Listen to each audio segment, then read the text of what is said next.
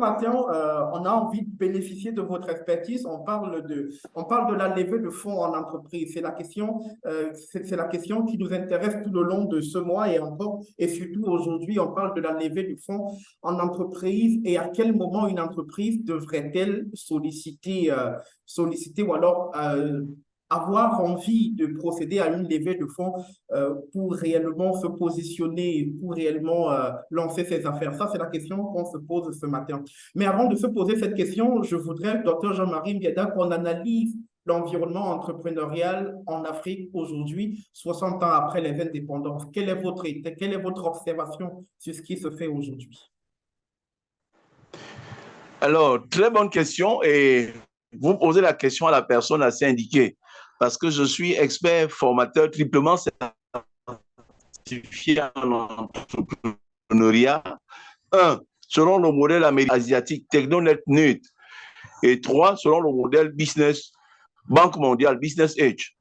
Alors, parler de l'entrepreneuriat en Afrique, je vais de temps en temps puiser dans l'expérience parce qu'en fait, ici au niveau du Cameroun, le patronat a été secoué par quelques turbulences et ils ont fait recours à un expert très qualifié avec beaucoup d'expérience, au moins 22 ans d'expérience au compteur, pour pouvoir essayer un peu d'éclairer leur prise de position.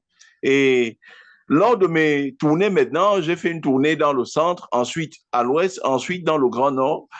J'ai commencé par leur dire qu'il y a souvent une erreur qu'on fait souvent lorsqu'on parle de patronat. Donc, nous sommes là dans l'entrepreneuriat. Le premier entrepreneur dans nos pauvres pays africains, dans nos États africains, puisque nous sommes en train de parler des années 60 jusqu'à date, le premier entrepreneur, c'était d'abord l'État. Donc, on ne peut pas parler de l'entrepreneuriat sans omettre de parler de l'État. La preuve, l'État lui-même a ses entreprises qu'on appelle sociétés d'État. L'État, à un moment, se rend compte qu'il ne peut pas entreprendre tout seul. Il fait donc appel à un secteur privé, donc un peu de mélange d'État et un peu de mélange du secteur privé. Ça s'appelle des sociétés d'économie mixte, qu'on appelle aussi parfois sociétés parapubliques. Il arrive aussi que l'État lui-même estime qu'à lui tout seul, il ne peut par exemple pas faire le contrôle de la régulation dans le secteur des communications électroniques. Or, c'est le travail qu'il faisait avant. L'État est donc à côté de ce qu'on appelle un établissement public admis qui remplit pratiquement des missionnaires comme une entreprise. D'ailleurs, l'écosystème des normes juridiques a dû évoluer pour faire en sorte que même les établissements publics administratifs soient, surtout lorsqu'on leur donne l'occasion de mener des activités à caractère industriel et commercial, l'État a fait évoluer ces textes et lui permettent aujourd'hui d'être régi par le texte OHADA. C'est-à-dire quoi, vous menez en interne un système de comptabilité privée avec, bien entendu, vous faites appel à la comptabilité OHADA,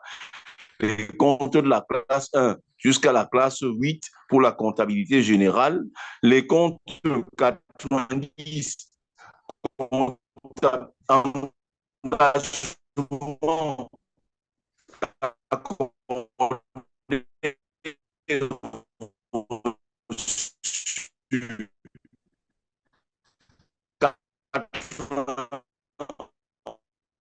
Allô, docteur, la qualité d'écoute n'est pas partie très des bonne. engagements accordés reçus pour la comptabilité des engagements et si la comptabilité analytique d'exploitation pour certaines entreprises publiques qui mènent des activités à caractère industriel et commercial. Donc, partie.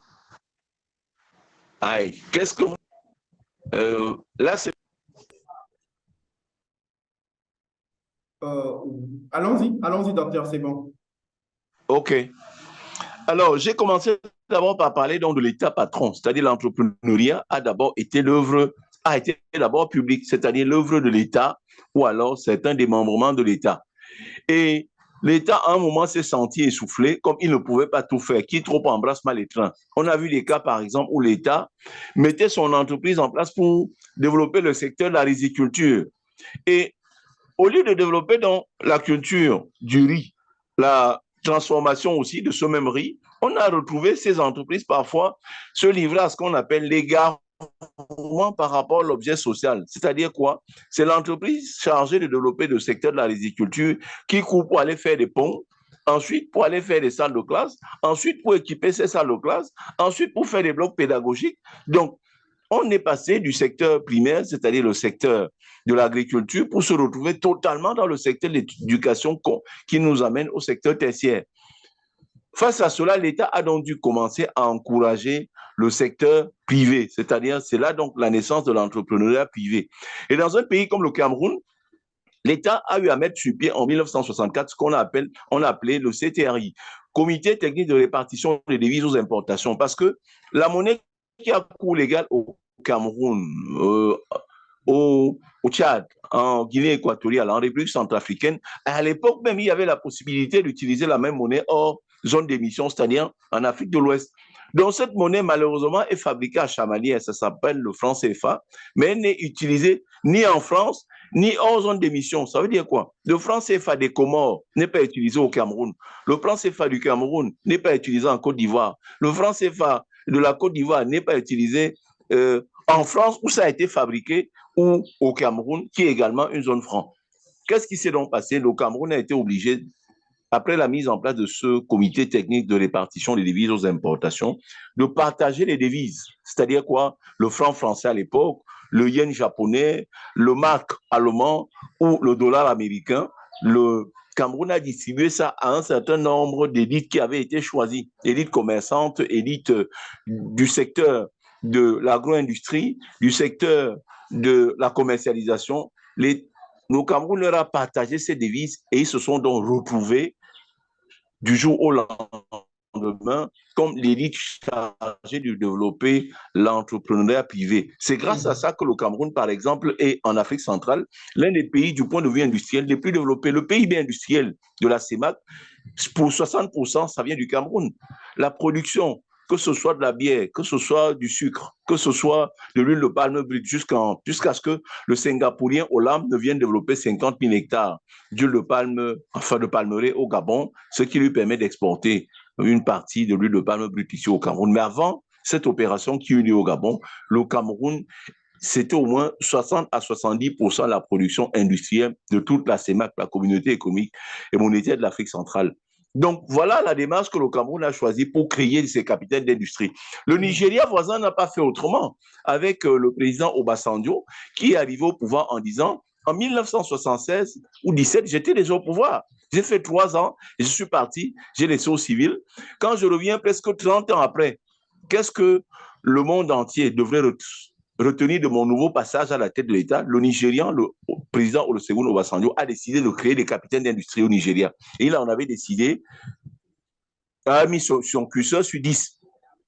Un Tony Olomolu dans le domaine de la banque, un Dangote dans le domaine de l'industrie générale, hein, ça fait dans le sucre, ça fait dans le ciment, ça fait dans le pétrole, avec sa dernière raffinerie qui vient d'être créée. Et dans le domaine, par exemple, du transport maritime, il en a créé aussi. Dans le domaine des assurances, il a encore créé. Donc, de mon point de vue, un entrepreneur peut facilement se battre à l'État lorsqu'il est encore à l'état artisanal de lui-même.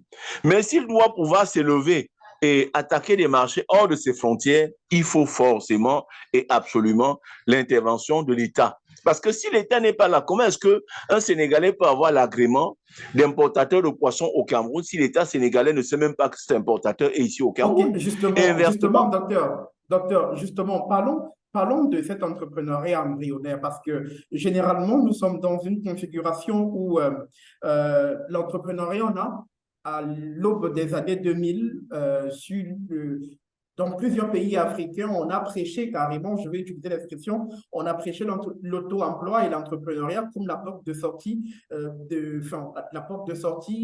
face au chômage ambiant, face au manque d'emploi. On avait dit qu'il faut encourager l'auto-emploi et les Africains, à cœur joie, à bras le corps, ils ont embrassé, ils sont lancés dans l'entrepreneuriat. Maintenant, aujourd'hui, on parle justement de la question de comment on relance, comment on lance son entreprise quand on n'a pas d'argent. Les entrepreneurs qui sont connectés sur cette plateforme aujourd'hui veulent savoir, par exemple, comment on peut réussir une levée de fonds. Est-ce que la levée de fonds est l'idéal pour lancer une entreprise où il faut actionner sur un levier tout autre pour lancer son affaire, docteur? Alors, très bonne question. Pour lancer son affaire, je suis un peu paresseux, mais peut-être que sur la plateforme, il y a quelqu'un qui serait disposé à financer la production de mon livre. Je me suis rapproché d'une maison d'édition. On m'a proposé une production à compte d'auteur. J'ai estimé que c'était un peu de l'insulte. C'est-à-dire quoi? Intellectuellement, je me farcis le myocarde, l'esprit, la tête pour pouvoir concevoir. J'écris. La production à compte d'auteur veut dire que je vais donc produire, parce qu'en fait, la maison s'appelle Achète ou je ne sais qui. Et après, maintenant, lorsqu'on a fini d'imprimer, j'achète 200 premiers exemplaires. Je dis, mais pour faire quoi? J'ai déjà un petit nom. Donc, si je trouve quelqu'un qui est disposé, une maison d'édition qui est disposée à financer, j'ai au moins une vingtaine de livres déjà sur l'entrepreneuriat, sur le management, sur la gestion, sur la mise à niveau des entreprises, sur la levée de fonds, sur le financement syndiqué, sur le crowdfunding. Donc, j'ai ces éléments-là. Et votre question me permet donc de répondre de dire ceci en puisant donc dans un séminaire que j'anime depuis seulement 2004. Donc, ça ne rajeunit pas, on est presque à 20 ans. C'est sur l'entrepreneuriat durable. Et quelles sont les caractéristiques d'une idée de projet vendable? Parce qu'en fait, la levée de fonds est postérieure. L'entreprise doit d'abord être conçue, c'est une affaire conceptuelle, comme un bébé. Le bébé est conçu, l'homme donne le gamète mâle, la femme donne le gamète femelle, et puis les deux, le jour où ils se fusionnent, on appelle ça le zygote. Et après le zygote, maintenant, sur les 3 premiers mois, on va parler d'embryon. Après l'embryon, maintenant, le fœtus. Après, le bébé va naître. Ensuite, il va grandir. Il va être adolescent. Il va être adulte. Il va passer à personne de 3e âge. Donc, même dans le domaine de l'entrepreneuriat, c'est comme ça que les choses doivent être envisagées. Et en l'espèce dont je dis, tout commence d'abord par l'idée. L'entreprise que nous voyons aujourd'hui, que ce soit Conforama, que ce soit Microsoft, que ce soit tout ce que vous pouvez citer, c'est d'abord une idée à la base. Et dans mon séminaire, donc, je commence d'abord par indiquer les 3 caractéristiques d'une idée de projet vendable. Une idée de projet vendable doit être premièrement originale. Original, ça veut dire quoi? Tu te poses ces questions-ci. Est-ce que je peux falsifier l'idée? Non. Est-ce que je peux contrefaire l'idée? Non. Est-ce que je peux imiter cette idée de projet? Non. Alors, l'idée est originale. Si à chaque fois vous dites oui, ça veut dire que l'idée n'est pas originale. Si vous produisez, vous sortez votre projet, en fait, vous aurez travaillé gratuitement pour les autres. Je prends un exemple. Quand la téléphonie est arrivée, la téléphonie mobile est arrivée, si les gens faisaient ce qu'on appelait le call box et ils se battaient pour aller confectionner de grands kiosques qui leur coûtaient à peu près 850 000. Une fois que les gens ont vu le principe, le process de déploiement, on appelle ça le modèle d'activité dans un call box. Qu'est-ce qu'ils ont fait? Un petit tabouret, un gros téléphone qui est moche à tenir en main pour marcher avec, mais qui passe l'information. Et ils s'asseyaient là à côté, vous venez vous payer 100 francs, allez, vous parliez et vous déposez le truc, l'appareil au sol. Résultat de course, le call box ont pratiquement perdu parce que ces kiosques leur ont fait de confection de ces kiosques-là. Donc, à la base, commencez d'abord par demander est-ce que mon idée de projet est original? Si c'est original, je passe à la deuxième étape. La deuxième étape, est-ce que mon idée de projet est faisable? Je vais très rapidement. La faisabilité renvoie généralement au niveau des financements à mobiliser pour mettre en œuvre cette idée de projet faisable. Si je lance un projet pour le cas d'Abidjan, il n'y a rien en plongée maritime. Et on se rend compte que les marchés de plongée maritime interviennent une fois tous les 15 ans. Mais quel est le banquier qui va vous suivre là-dedans? Donc, ce n'est pas fait. Et il faut 1000 milliards pour cela. Ça ne sert à rien. Vous mobilisez beaucoup d'argent pour un marché qui n'est pas captif. Donc, vous allez perdre de l'argent dans ce cas de figure. Donc, quand le projet est faisable, cela indique simplement que le niveau de financement à mobiliser pour sa mise en œuvre n'est pas très élevé. Il est moyen, il est accessible. Et enfin, la troisième caractéristique d'une idée de projet vendable est la suivante. Une idée de projet doit être la solution à un besoin. La mise en œuvre de mon projet permet de satisfaire quel besoin? Si je ne peux pas répondre à cela, c'est que je suis en train de perdre le temps. Même le financier qui accepterait de me suivre dans cette histoire vont perdre leur temps et nous allons finir au tribunal. Si je me résume en disant, je commence d'abord pas par la recherche de fonds, mais plutôt par mon idée. Est-ce que mon idée de projet est vendable? Oui. Et originale, faisable. Je coche, deuxième point. Et enfin, est-ce que la mise en œuvre de mon projet, mon idée de projet est la solution à un besoin? Je spécifie très bien le besoin. Est-ce que c'est un besoin physiologique? Est-ce que c'est un besoin de sécurité? Est-ce que c'est un besoin de reconnaissance? Est-ce que c'est un besoin d'appartenance ou alors c'est un besoin de réalisation de soi? J'ai cité très rapidement là quelques 5 niveaux de besoins de la pyramide de Maslow. Alors, quand j'ai répondu à cela, c'est fini. Il est original, faisable, solution à un besoin. La deuxième étape maintenant, c'est moi-même. Là, j'étais dans ma tête, je reviens maintenant à moi-même. Quelles sont les caractéristiques d'un bon promoteur de projet? Le promoteur de projet doit savoir prendre le risque. Et il existe en la matière 3 types de risques. Le risque du joueur qui est très élevé, il ne doit pas le prendre. Et le risque du banquier qui, lui, est très bas. Le banquier ne prend aucun risque. Le banquier va vous demander apporter le business plan. Il a déjà un instrument qui lui permet de son argent qu'il met dans, ça fait déjà, il réduit le risque. Ensuite, il demande une sûreté personnelle, dont un avaliste. Et ça fait un deuxième instrument pour couvrir le risque. Ensuite, il demande une hypothèque, un troisième instrument pour couvrir le risque. Ensuite, il demande on appelle ça des lignes de contre-garantie, c'est-à-dire vous allez chercher par exemple une compagnie d'assurance qui va vous délivrer la ligne de contre-garantie. C'est le cas de la COFAS, Compagnie française d'assurance du crédit à l'exportation. On peut dire pareil pour Euler qui est allemand ou l'autre également qui est italien. Donc, les compagnies d'assurance de crédit à l'exportation, c'est une pratique courante dans les pays industriels, dans les pays développés, qui aident donc leurs industries locales à vendre sur le marché international. Alors, le banquier, je prenais ce cas pour dire que le banquier ne prend aucun risque. Donc, vous, en tant qu'entrepreneur, vous devez éviter de prendre le risque du banquier parce que c'est presque le risque zéro, ou alors le risque du joueur parce que c'est un risque extrêmement élevé.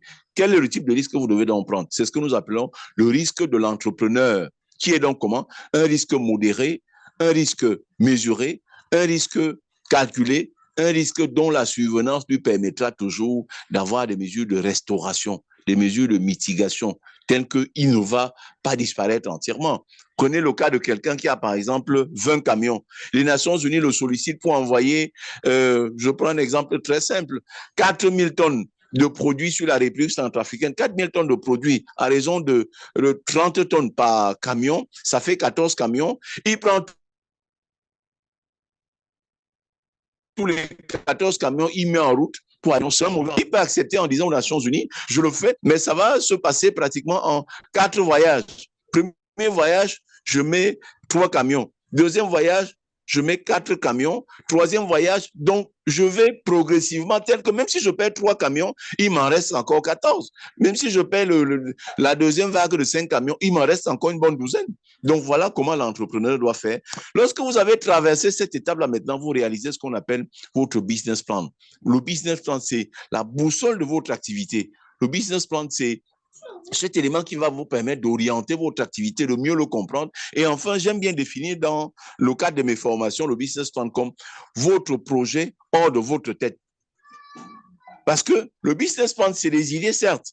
C'est votre projet hors de votre tête et très loin de vous. Voilà la définition que je souhaite que vous reteniez. Le business plan, lorsque j'ai rédigé mon business plan de production des BRSA, boissons rafraîchissantes sans alcool, à partir des produits qui sont disparaîtus d'abord, je voulais par exemple dans le cas de Boba, il y en a en grande quantité, mais les gens ne pensent pas souvent à utiliser ça. Pense à un projet comme ça, je rédige ça, je dépose sur une plateforme. Quelqu'un lit mon business plan aux États-Unis et est intéressé à rentrer dans l'actionnariat. Ça veut très bien dire qu'il a compris. Donc, votre business plan est tel que celui qui le lit doit pouvoir comprendre votre projet, comprendre la structuration du projet, comprendre le statut juridique, comprendre également son emplacement ou alors sa zone d'impact, sa zone d'intervention, les avantages ou à tout le moins les avantages que les bénéficiaires du projet vont tirer. Et enfin, on appelle ça les conditions financières du projet, c'est-à-dire pour sa mise en œuvre, il faut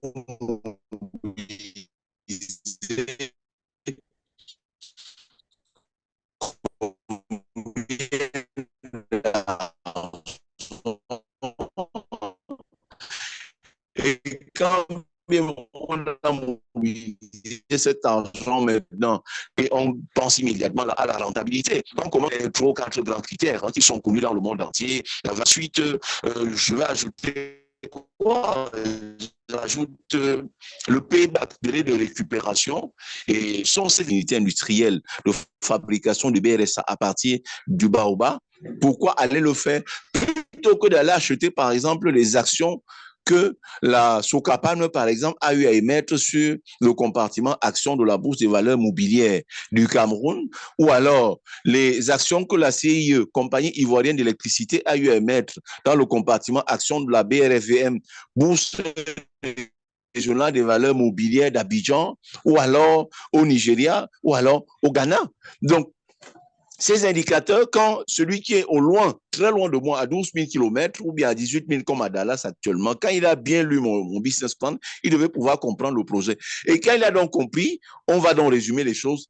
J'ai commencé d'abord par mon idée de projet vendable. Est-ce qu'il est vendable? Les 3 critères, j'ai déjà résumé: originalité, faisabilité, solution à un besoin. J'enchaîne maintenant avec le comportement clé du chef d'entreprise. C'est quelqu'un qui prend des risques, c'est quelqu'un qui fait de la prévision, c'est quelqu'un qui planifie, c'est quelqu'un qui est organisé. Quand j'ai fini maintenant avec le comportement du chef d'entreprise en lui-même, je lance maintenant mon business plan. Mon business plan, une fois loin de moi. Celui qui a lu et qui est intéressé par ça maintenant, vous comprenez, c'est à cet instant-là que vous parlez donc de la mobilisation des fonds. Parce que si lui vient dans mon projet, alors que le statut juridique de mon entreprise, c'est par exemple une société à responsabilité limitée, quelqu'un qui est loin ne peut pas avoir plus d'action là-dedans que moi. Si je suis une société anonyme à administrateur général, l'OHADA dit que c'est tout au plus 3 actionnaires. Moi, ma femme et mon premier fils. Donc, un étranger qui est à Dallas, qui est à Miami, ou bien à UCLA, University of California, à Los Angeles, qui serait intéressé par mon projet, ne peut pas rentrer là-dedans. Donc, parfois, quand je pense à chercher des financements loin, je dois jouer sur le statut de mon projet.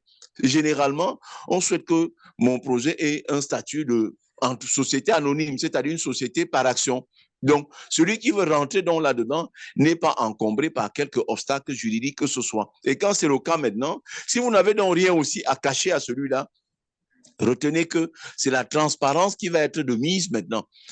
Troisièmement, vous pouvez, une fois que vous avez lancé votre projet, vous vous rendez compte du montant des financements à mobiliser à l'international, ou alors dans une bourse. Si c'est sur une bourse, par exemple, dites-vous bien que dans toutes nos bourses ici, que ce soit la bourse des valeurs régionales et mobilières, la bourse régionale des valeurs mobilières d'Abidjan, ou bien la Accra Stock Exchange, la Ghana Stock Exchange au Nigeria, ou bien Abuja Stock Exchange au Nigeria.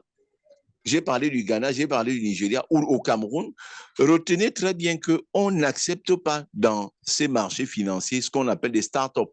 C'est-à-dire, vous lancez une entreprise, elle n'a pas encore fonctionné 1 an, vous voulez aller à la bourse. Généralement, on vous demande de fonctionner au moins pendant 2 ans. Avant, c'était 3 ans. La Douala Stock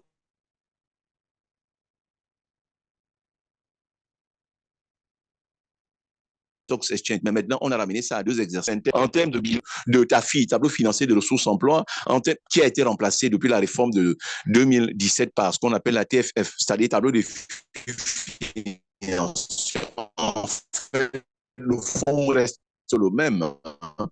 Vous irez là-bas et qui vont permettre aux décideurs de pouvoir non. Donc, quand on vous demande donc si vous ne pouvez pas les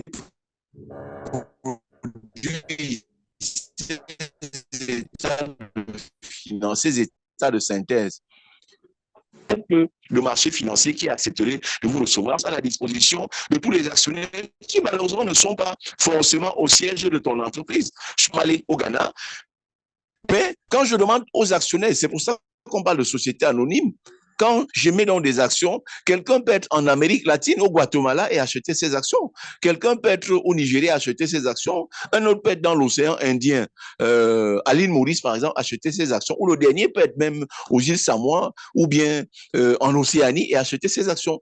Et qu'est-ce qui l'oriente donc à acheter ses actions? C'est uniquement vos états financiers. C'est uniquement les informations financières que vous voulez bien leur partager sur ce qu'on va appeler les normes prudentielles de gestion de votre activité en termes de solvabilité et de rentabilité. Sur cette base-là, il peut donc rentrer avec vous et vous aider, bien entendu, à conduire votre aventure un peu plus loin. Donc, si j'ai à me résumer, la levée de fonds, ce n'est pas le début. Ça ne commence pas par là. Ça commence d'abord par l'idée.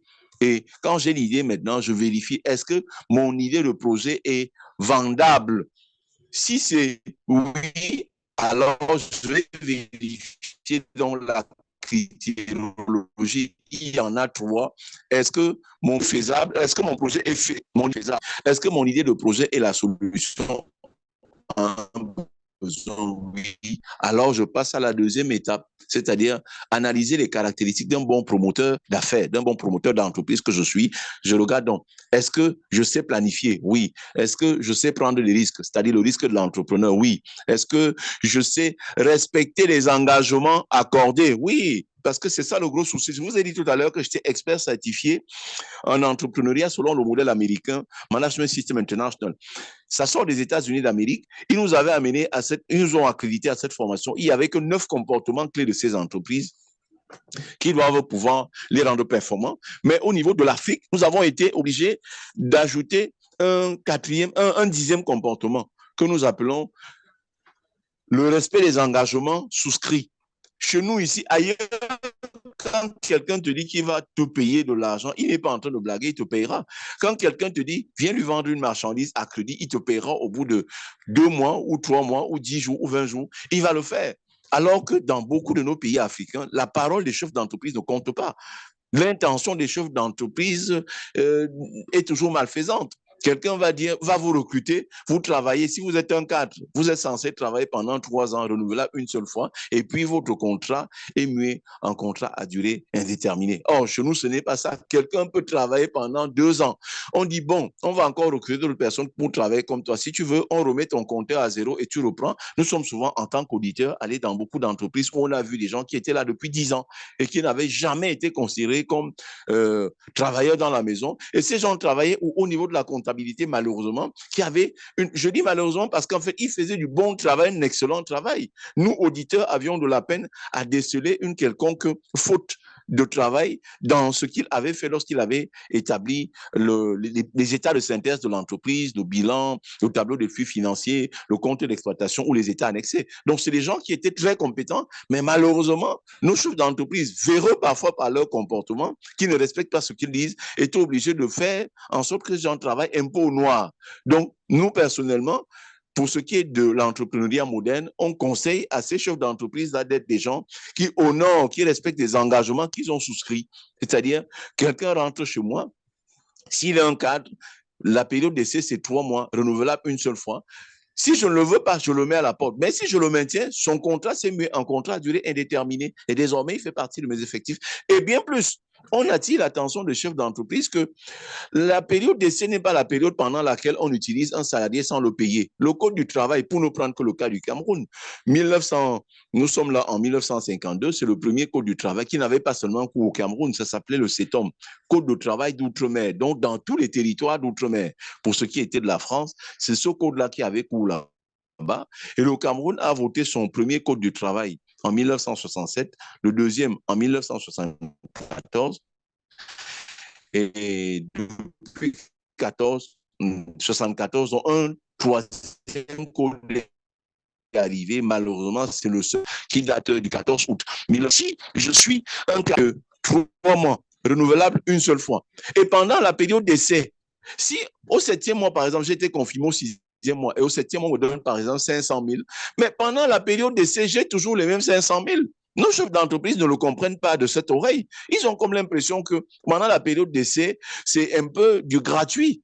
Entre guillemets, ça s'appelle du sassaillé. Ici, les gens peuvent comprendre ça. C'est-à-dire, monsieur, tout le monde peut manger sans demander combien ça coûte parce qu'en fait, c'est la période d'essai. Non, la période d'essai n'est pas une période pendant laquelle le salarié travaille sans être payé. Non, c'est une période pendant laquelle on assiste à 2 événements.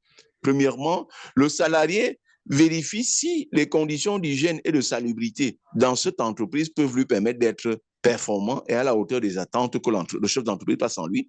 Et deuxièmement, le chef d'entreprise, pendant la période d'essai, vérifie aussi si Parce que le diplôme, généralement, ce n'est qu'une présomption de compétence. Donc, si l'ingénieur qui vient de recruter, l'ingénieur des travaux, l'ingénieur des conceptions, l'ingénieur général qui vient de recruter est à la hauteur de ses attentes, lui, chef d'entreprise, s'il veut, par exemple, faire de la manganimétrie en interne, est-ce que c'est normal qu'il aille ailleurs alors qu'il y a un grand laborantin chimiste diplômé de l'école de génie chimique et des industries minérales de l'université de Gandéré? Il va dire non. Si moi, j'ai, par exemple, je suis dans le domaine de la foresterie, mais je veux virer dans le domaine de la mine. Je viens de recruter un jeune diplômé de l'EGEN, école de géologie et d'exploitation minière. Et sur le terrain, le monsieur ne reconnaît rien. Il ne connaît pas ça s'appelle les indices minéraliers, que ce soit en termes de gypse, que ce soit en termes de cobalt, que ce soit en termes d'or, que ce soit en termes de diamant. Le monsieur ne reconnaît rien de tout cela. On n'a pas besoin de le conserver pendant 8 ou 10 mois. Au terme du troisième mois, on peut facilement le mettre de côté. Donc, je fais un focus sur on appelle ça le stage en entreprise, la période d'essai, pour que les chefs d'entreprise comprennent très bien que ce n'est pas pendant la période d'incroyable. Le salarié n'a pas droit au salaire. Non, non, il doit être payé le plus naturellement du monde.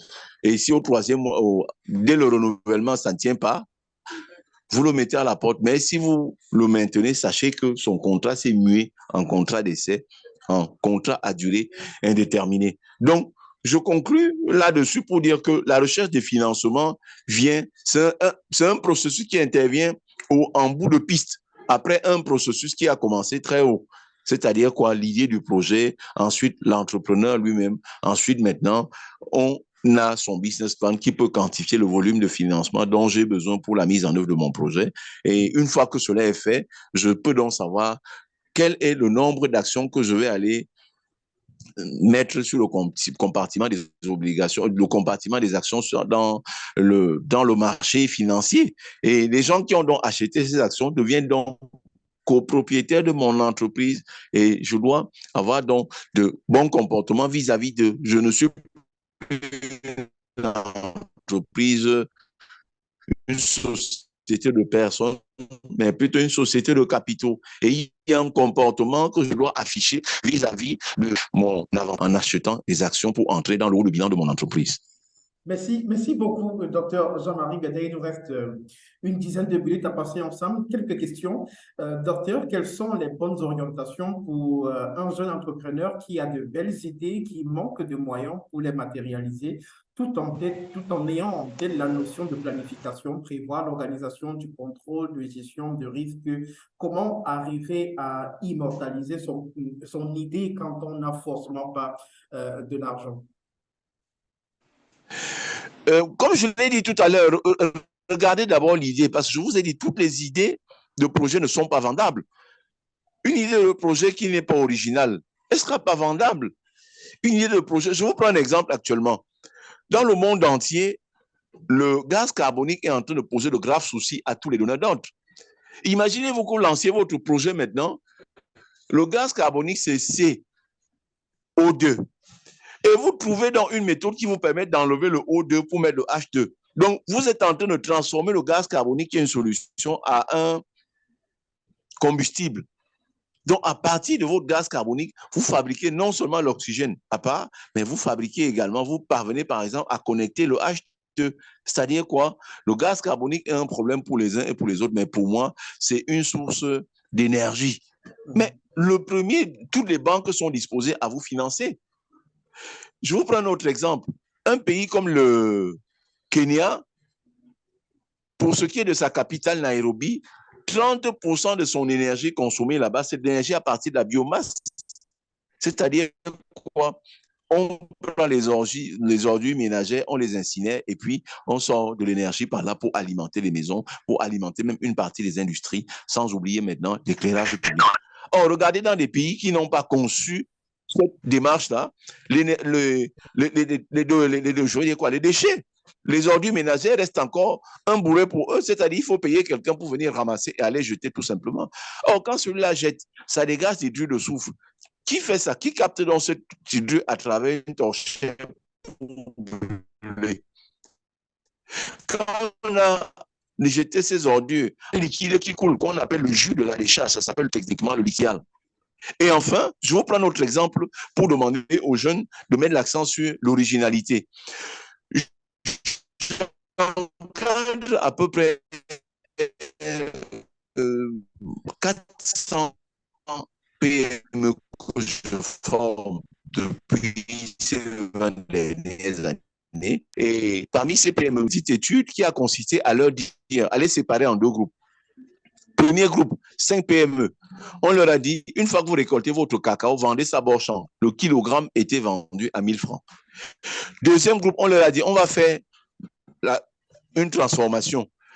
Premièrement, nous avons fermenté le cacao. Et comme nous avons un niveau de technologie sommaire, le jus qui sortait de là s'est déversé dans la nature.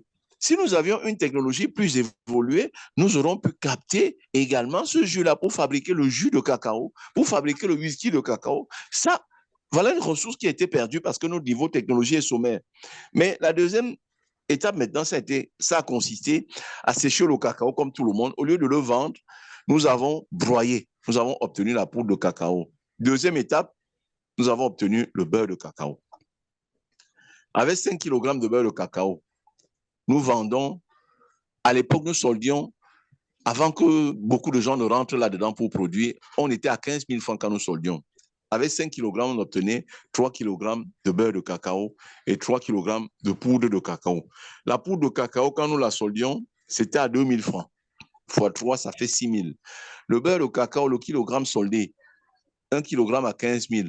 Fois 3 kg, ça faisait 45 000, plus 6 000, ça faisait 51 000. Regardez, dans le premier cas de figure, où il n'y a pas eu d'originalité, on a récolté, on a séché, on a vendu, on a obtenu 5 000 francs. Dans le deuxième cas, où il y a eu un peu d'originalité et on a pensé à la transformation, on est passé à 51 000.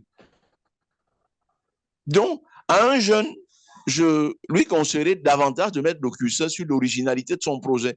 Si son projet n'est pas original, son projet n'est pas faisable, son projet ne répond pas à un besoin, pour moi, il est en train de perdre du temps. Il va rarement trouver un financier, que ce soit un financier classique, que ce soit une tontine, que ce soit des institutions financières non bancaires, que ce soit un certain projet étatique. Je vous prends le cas, dans un pays comme le Bénin, le Togo ou bien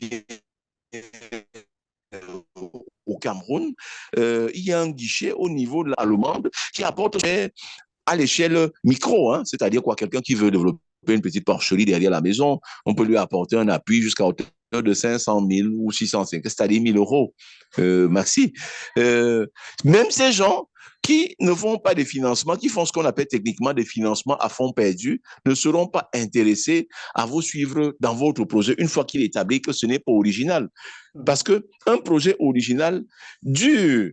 Un projet original met beaucoup de temps sur la durée. Regardez que tous les projets qui étaient nés sur la base de l'imitation ont eu à disparaître. Je vous ai pris l'exemple de quelqu'un qui veut, par exemple, faire le call box et il constitue tout un kiosque qui lui coûte beaucoup d'argent, il s'enferme là-dedans et il essaye un peu de vendre je ne sais quoi.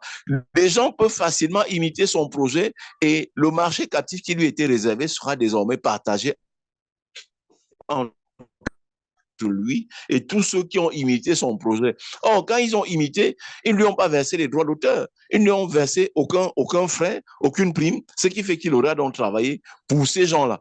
Donc, un jeune qui se lève, pour moi, chaque fois qu'il y aura une idée de projet original, il y aura toujours un financement pour vous suivre.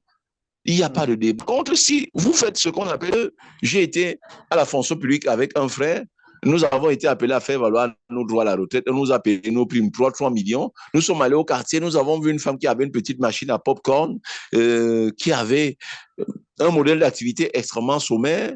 On branche au mur, on met les popcorn, le maïs à l'intérieur, ça éclate, on appuie un petit bouton en bas, ça sort en dessous et on ensage 50-50, on vend. Si nous tous, nous voulons fonctionner en ces thèmes, il est certain qu'au bout de 6-7 mois, ça ne va plus marcher. Le frère a acheté un taxi. Allez, j'achète aussi un taxi comme lui et nous étions peut-être 200 à être appelés à valoir nos droits à la retraite. Voilà 200 taxis qui arrivent dans la ville comme ça. Aucune étude n'a été faite, aucun business plan n'a été fait, aucun compte d'exploitation n'a été dressé. Allez, hop, nous allons perdre de l'argent comme ça. Donc, pour moi, lancer son projet, ce n'est pas toujours mauvais de se référer à un spécialiste. Le spécialiste qui parfois peut mettre ses frais en mémoire. C'est-à-dire quoi? Le monsieur dit, pour faire votre business, c'est 25 millions. Vous ne les avez pas. Mais dans l'immédiat, là, vous allez me donner 1 million de francs. Pour les 24 millions, je mets en mémoire. Comme je crois au projet, une fois que le projet va fonctionner normalement, des retours à meilleure fortune, je vais me faire payer sur les 24 millions que j'avais mis en mémoire, peut-être même avec un bonus en plus, parce qu'en fait, j'y ai cru. Si je ne m'étais pas engagé, on ne serait pas allé loin. Donc, pour moi, se lancer dans l'entrepreneuriat, c'est une bonne chose. Se faire accompagner, écouter beaucoup les spécialistes, écouter beaucoup les experts, c'est encore une très bonne chose. Merci beaucoup, docteur. Je pense que euh, la question venait de Sylvie Bintou, je pense Sylvie Bintou Kalambayi, depuis la RDC, je pense qu'elle a eu la réponse à sa question. Il y a aussi une autre question. Bonsoir, docteur. Déjà, merci pour cet enseignement magnifique. Pour ceux qui sont à court d'idées originaux à mettre en œuvre, que pensez-vous des modèles de représentation comme les franchises, les BPO, à savoir Business Processing Outsourcing, pour entreprendre? Non, non. Ce qu'il est en train de dire, je ne partage pas cet avis. La franchise, ce n'est pas que quelqu'un soit à court d'idées. La franchise, même, c'est quoi très rapidement? La franchise, c'est une sorte de catalyse, une sorte de catalyseur pour votre activité. Je vous prends un exemple, c'est sans publicité. Dans un pays comme le Cameroun, dans les années 60, le Cameroun se rend compte que il n'a pas d'établissement d'hébergement. Or, allez construire un hôtel à cette époque. On dit hôtel quoi? Vous dites hôtel Equala, hôtel Arista, hôtel Tamo, hôtel Aladji. Ben, on ne vous connaît nulle part. Davantage parce qu'en fait, le Cameroun avait une flotte qui faisait facilement 1 million et demi de passagers à l'année. Donc, quelqu'un qui est en France, qui connaît déjà le Mérina, qui connaît déjà le Sheraton, qui connaît le Hilton, quand il veut venir ici au Cameroun, il pose simplement la question à son voyagiste, mais est-ce qu'il y a dans le Big Five, est-ce que les Big Five sont représentés au Cameroun? On dit oui, il y a le groupe Ibis là-bas, il y a le groupe Accor là-bas, il y a le Mérina, il y a le Hilton, il y a le Sheraton. Tout de suite, c'est fini. Donc, la franchise vous permet donc de gagner ce marché captif-là sans avoir à envoyer quelqu'un en France, aux États-Unis, en Belgique, pour faire la promotion de la présence d'un nouvel établissement d'hébergement ici chez vous.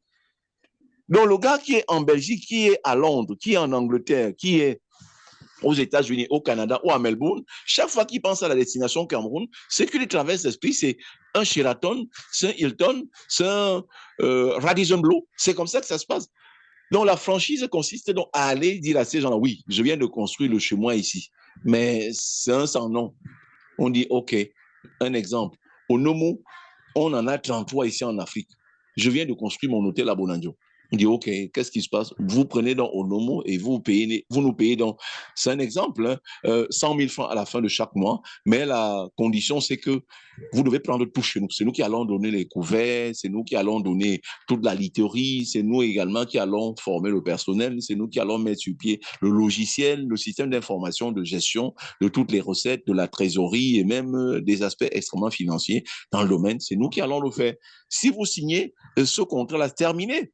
Donc, la franchise n'est pas une démarche pour ceux qui n'ont pas d'idée de projet. Non, au contraire, c'est pour ceux qui ont déjà un projet, mais qui veulent donc booster les performances commerciales de ce projet. C'est d'ailleurs la raison pour laquelle vous voyez que quand vous êtes dans une structure de franchise, au bout d'un certain temps maintenant, vous enlevez, vous ne payez plus la franchise. Voilà, on dit facilement Hôtel Sawa, les gens savent ce que c'est, mais à l'époque, c'était le Novotel. À Yaoundé, c'était le mont Sofitel. Si vous alliez à Bertois, il y avait encore le Novotel là-bas, il y avait le Misao, Novotel, tout ça. Mais avec le temps, une fois que c'est déjà connu, vous pouvez donc vous libérer de la franchise et faire voilà, uniquement votre nom parce que c'est depuis 20 ans, depuis 10 ans, depuis 15 ans. Des gens savent déjà qui vous êtes. Voilà l'intérêt de la franchise. Donc, pour lui répondre, la franchise, c'est même faire preuve de beaucoup de conception, mais il faut d'abord que le travail ait été bien fait à la base. Sinon, lui sera donc, s'il obtient la franchise, on va l'appeler le franchisé. Et celui qui donne la franchise, on l'appelle le franchiseur. Le Hilton va rarement accepter de donner son nom de Hilton qu'on a collé sur un établissement d'hébergement qu'on a construit dans les bas-fonds, dans un quartier marécageux. Le Sheraton va rarement accepter de donner son nom qu'on a accolé à un établissement d'hébergement qui est dans un quartier malfamé. Le Radisson Blu, qui est en train d'être construit ici à Douala, alors que c'est déjà en terminant très rapidement, retenez donc très bien que c'est même une chance pour vous que les franchiseurs fassent de vous leur franchisé. Donc, il faudrait que vous ayez déjà fait preuve de quelqu'un qui est à la hauteur des attentes de ces gens-là. Parce que vous imaginez, par Hilton, quelqu'un arrive là-bas et il a besoin qu'on lave son habit dans un pressing en interne. Dans les Hilton, le pressing, c'est en interne, ce n'est pas dehors. Et il n'y en a pas. Il a besoin d'un téléphone depuis sa chambre. En tant qu'Hilton, il n'y en a pas. Il a besoin de regarder un film dans sa chambre, il n'y en a pas, ce n'est pas possible. Donc, je conclue là-dessus pour dire que par rapport à la question qu'il a posée, aller même vers la franchise, c'est avoir déjà traversé le cap d'un start-upper, c'est-à-dire que vous avez déjà un nom, vous avez pu faire vos preuves, et puis c'est sur la base de cela que vous allez donc voir le franchiseur. Mais je conclue aussi, il peut aussi arriver que certains franchiseurs t'accompagnent dans l'opération. Vous prenez la CNPS au Cameroun, qui a déjà un grand immeuble, et il veut transformer ça en hôtel Radisson Blu. Et quand il fait donc venir Radisson, regarde et dit ok, ça vaut le coup, bon dessus. Mais si vous n'avez pratiquement rien, foncez vers un franchiseur pour devenir son franchisé, c'est souvent très difficile, ça relève d'une... Oui, ça devient très compliqué. Généralement, c'est souvent possible quand c'est uniquement dans les salles de classe, c'est-à-dire dans les amphithéâtres comme ça. Merci beaucoup, docteur. Je pense que le coach Belmont Chamba a eu la réponse à sa question. Oui, docteur. On va prendre une autre question, je crois la dernière, dans le chat room, avant de prendre en présentiel. Que pense le docteur de l'intelligence artificielle dans le domaine, dans le commerce en Afrique? Doit-on continuer à fonctionner à l'ancienne? Disons que l'intelligence artificielle peut beaucoup plus être bénéfique dans les industries de services. Je vous prends un exemple.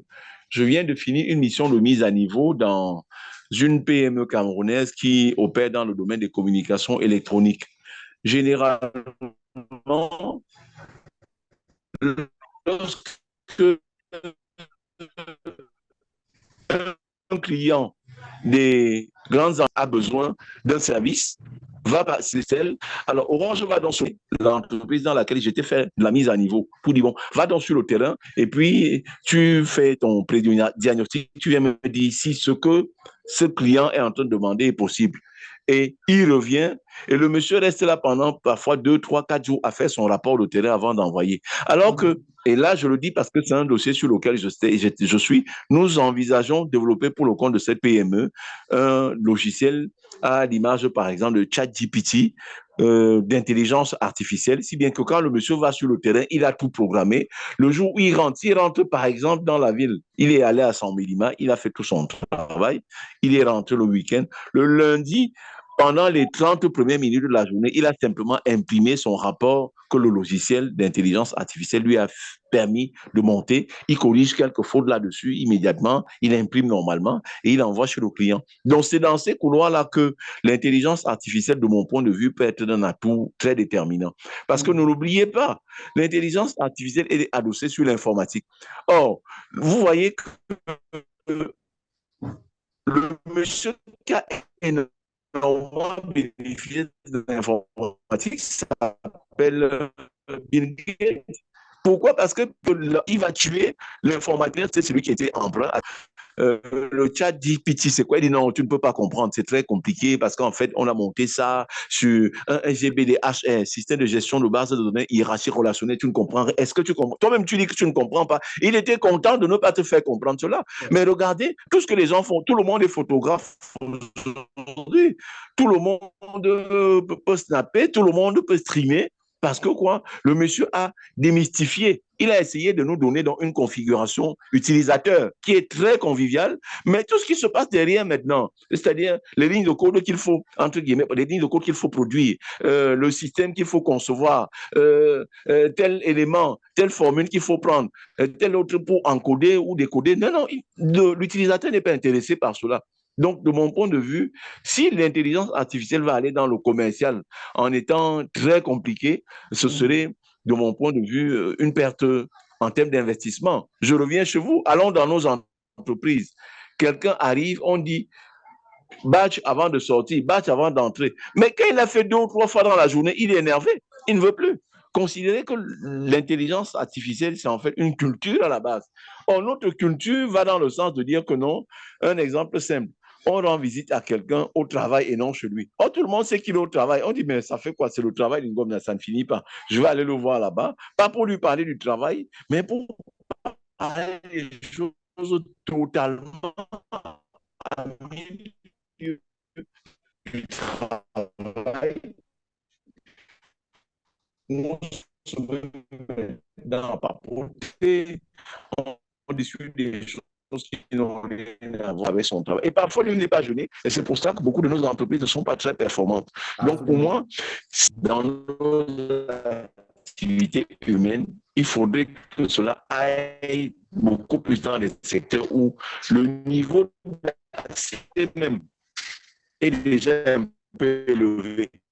Okay. Parce que quand vous allez dans une entreprise où on fait la programmation, dans une entreprise d'ingénieurs,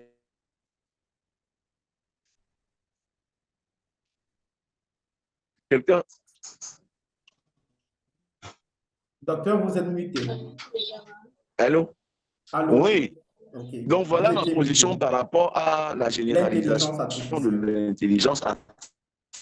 Merci beaucoup, docteur Jean-Marie Biagata. C'était la question de... d'abord dans l'environnement ou bien des techniciens supérieurs ou encore... Oui. OK. Merci beaucoup pour cette réponse, docteur. Je pense que c'était la réponse à la question de Josiane du côté de la France. Merci beaucoup, grand docteur, vraiment. Bravo, voilà, elle répond de la France. Et il y a une dernière question, une autre, vraiment, ça sera la dernière dans le chat room, cette fois-ci, parce qu'il y a tellement de questions. Quels sont les critères ou les qualités essentielles que vous considérez comme décisifs lors du choix d'un partenaire commercial et quelles sont les erreurs à éviter dans ce processus de sélection, docteur? Alors, lorsque je vais chercher un partenaire, il faut que je fasse un effort de connaître un peu ce partenaire. Parce que si j'apprends seulement que non, voilà, monsieur qui est disposé à acheter tout ce que vous avez ici au Cameroun ou en République centrafricaine ou au Gabon, et puis il va revendre ça parce qu'il a une centrale d'achat en France. Si je n'ai pas d'informations sur ce monsieur, c'est très dangereux. Donc, premièrement, faire la recherche documentaire sur ce partenaire-là, sans se fier uniquement sur les informations qu'il m'aura données. Deuxièmement, faire également ce qu'on peut appeler une sorte de due diligence. La due diligence, ça veut dire quoi? Ce partenaire n'a toujours pas connu que du succès dans ce qu'il fait. Donc, je regarde quelques gens avec qui il était déjà en relation d'affaires ou alors quelques-unes des références dans ses prestations ailleurs. Je prends un exemple, je vais chercher un partenaire qui va m'aider, par exemple, à mettre sur pied un pont bascule à l'entrée de mon usine. Il est fabricant de ces ponts bascules. Je peux regarder ailleurs également. Que non, tous les ponts basculent qu'il met, c'est très sensible, ça fonctionne très bien, mais au bout de 24 ou 25 mois comme ça devient très insensible. C'est-à-dire quoi? Les gens qui viennent acheter l'huile chez moi viennent avec des camions de 36 tonnes. Donc, ils montent sur le pont bascule, on note le poids à vide, ils passent, on charge l'huile également, ils viennent remonter et je fais la différence entre poids total autorisé à charge et poids à vide. Je vois dans la charge utile qu'ils ont transporté, je facture. Or, si cet appareil que mettre au bout de 24-25 mois perd sa sensibilité, ça veut dire que je vais me retrouver au lieu de mon produit. Je prends le cas de l'huile. Très bien, l'huile de palme brute, parce que l'entreprise dans le secteur de formation d'huile de palme brute, je serai donc en train de vendre pratiquement à perte. Je peux être porté à accuser mes collaborateurs qui sont là, qui volent, alors qu'en fait, c'est l'outil de métrologie que j'ai mis en place qui avait quelques déficiences depuis l'usine. On pourrait même dire que c'était une sorte d'OP. L'obsolescence de données, ça va être sensible pendant les 24 premiers mois. Mais à partir du 25e mois maintenant, ça va les tourmenter jusqu'à ce qu'ils reviennent encore racheter l'autre qui malheureusement est dans la même configuration. Donc, premièrement, du dîner. Troisièmement, me faire accompagner par un expert. Et voici un qui est en train de vous parler en matière de négociation. L'entreprise que j'ai eu à mettre à niveau, là, je leur ai proposé, il y a toute une grosse mission où je vais former plein de leurs cadres en matière de négociation parce que négocier avec un partenaire, ce n'est pas toujours une affaire assez aisée. En retenant que le partenaire, il vient chez vous et il vous prend à 0 sous, il ne va pas cracher dessus. Il ne va pas cracher dessus. Donc, quand le partenaire vient vers vous, il vient dans l'optique de pouvoir gagner un peu plus que vous. Donc, qu'est-ce que vous avez à faire le plus naturellement du monde? Vous vous faites accompagner par un expert de ces questions. Bon, puisque je suis avec vous, je vais encore donner quelques biscuits pour ceux qui nous suivent. Avant que vous ne partiez, arrangez-vous à vous mettre sur le 31. Si c'est une paire de chaussures en peau de grenouille de mer ou un pantalon en tissu Prince de Galles ou une cravate en fuchsia, n'hésitez pas. La première impression compte énormément vis-à-vis du partenaire qui est en face de vous. Mais si vous venez le premier jour là, les cheveux ébouriffés, c'est quoi, j'ai perdu ma femme, mon enfant a avalé la lame de rasoir, vraiment, il est en prise en charge intensive à l'hôpital général de ci ou de ça, le partenaire qui est en face n'a que de tous vos problèmes. Quand vous le faites, vous vous affaiblissez vis-à-vis de lui. Or, vous devez aller devant lui en tant qu'un lion, en donnant comme l'impression que vous n'avez même pas besoin de lui, c'est lui qui est en train de forcer. Donc, vous présentez tel que physiquement, on ne va pas avoir une quelconque faiblesse de vous. Voilà le troisième conseil que je vous donne. Et quatrièmement, maîtriser le dossier sur lequel vous allez lui proposer le partenariat et faire un effort d'avoir à citer même dans une moindre mesure, entre guillemets, un bluffé, si c'est possible. Vous pouvez citer peut-être 2 ou 3 exemples qui ont déjà été faits à gauche ou à droite. Pas le bluffer, pas pour aller dans le sens du mensonge. Hein. Bluffer, ça veut dire quoi? Un exemple simple. Il y a un partenaire qui va venir installer une ligne de raffinage de la palmisterie.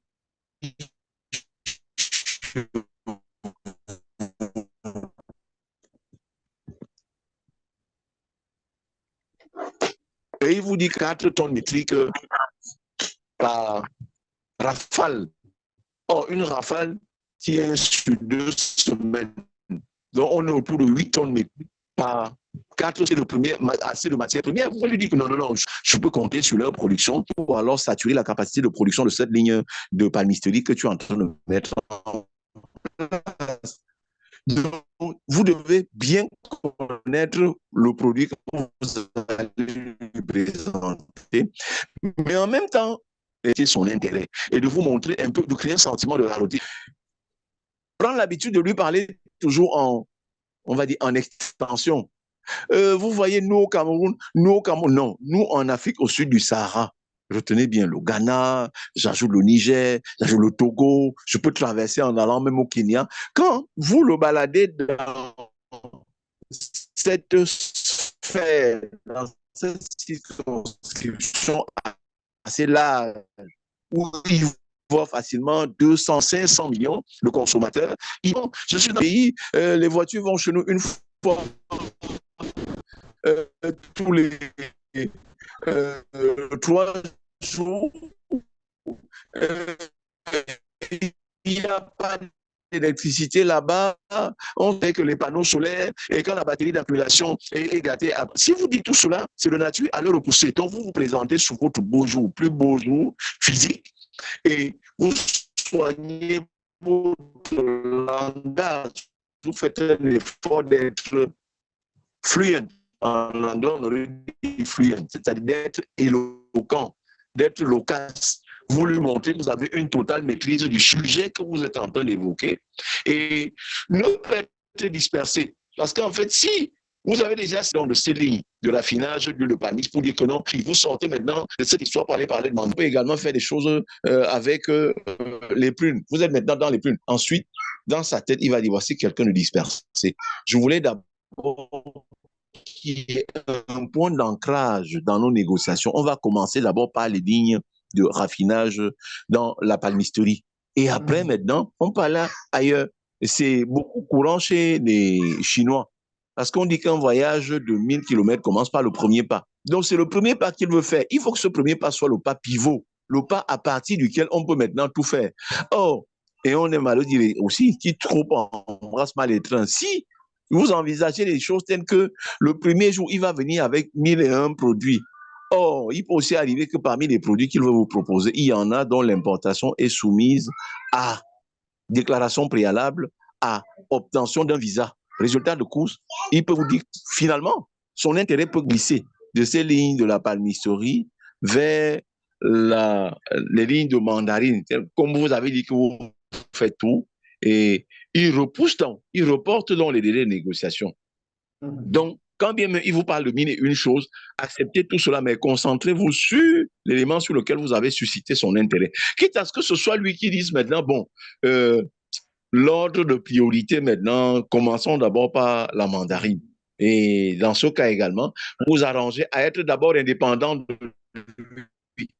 Parce qu'on voit souvent ça, quelqu'un qui va négocier, le partenaire est venu peut-être de l'étranger, il dit, oh, viens, il va chercher ses amis au quartier, il vous fait boire. Et ensuite, il dort à son hôtel. Et le matin, il dit, non, non, est-ce qu'on ne peut pas trouver un machin là? Tu vas chercher une voiture, peut-être ta voiture, tu déguises, tu mets maintenant une garçon à charge pour lui. Par contre, si lui, il a voulu dire un instant, vous le prenez, vous l'amenez dans votre manoir à l'ouest. Quand il arrive là-bas, vous dites que non, c'est ma maison de campagne ici. Ça coûte entre 150 et 300 millions chez moi pour l'entretien. Dès la perception qu'il avait de vous et beaucoup de choses, mais pour les renforcements qui légalisent cela. Donc, au départ, il me dit non, non, non, je vous en prie, vraiment, il faut que montrer ma bonne foi qu'on va continuer dans cette négociation aussi. Votre ordinateur, j'avais simplement mis sur le disque dur externe, il n'y a rien là, je vous le donne comme signe de consécration de notre partenariat. Rassurez-vous, comme je rentre là, nos affaires vont aller très vite. Et négligemment, vous pouvez appeler un de vos enfants, vous dites, OK, ça peut l'aider. Vous lui donnez ça, même si vous allez récupérer après. C'est-à-dire garder la tête haute. Malheureusement, et j'ai souvent eu la chance d'assister à certains de ces événements où beaucoup de nos frères vont souvent se coucher. Quand vous vous couchez déjà devant ce partenaire, parfois, qu'est-ce qu'on envoie? On n'envoie pas le décideur. On envoie peut-être le cinquième collaborateur dont sa voix ne porte pas. Quand vous vous couchez déjà devant lui, vous croyez que c'est lui-même qui va aller demander à ce que vous voyez son PDG ou son patron qui a N+5 au-dessus de lui? Pas du tout. Donc, en matière de négociation, un moment, c'est une affaire personnelle. Il y a ce que je vais appeler l'influence. Il y a de l'influence ici, où tu vas regarder sur le monsieur qui est en face, et il va vous regarder.